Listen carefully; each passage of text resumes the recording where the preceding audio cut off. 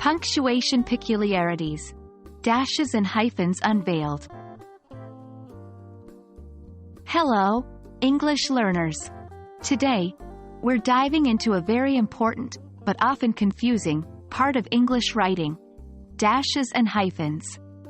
We'll clarify the differences between them and teach you how to use each one correctly. Ready to break the code? Let's jump right in.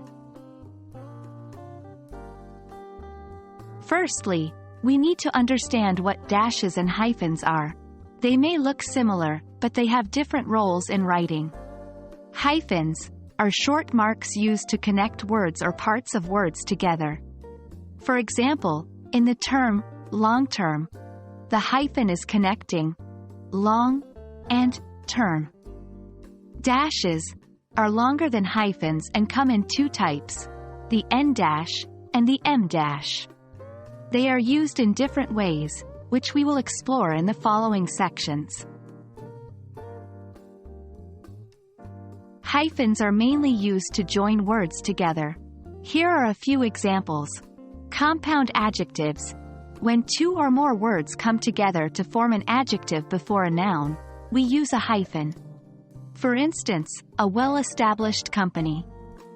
To avoid confusion or ambiguity.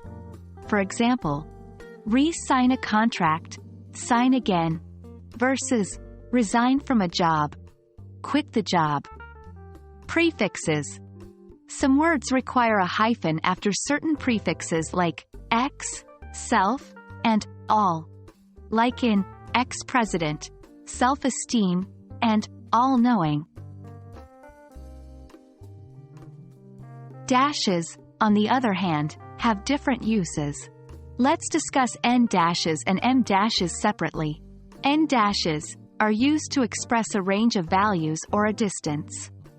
For example, the meeting will last 10 to 12 minutes, or the London-Paris flight. M dashes are used to add emphasis to a sentence, similar to parentheses or commas, but they create a more dramatic effect. For example, I need one thing: quiet.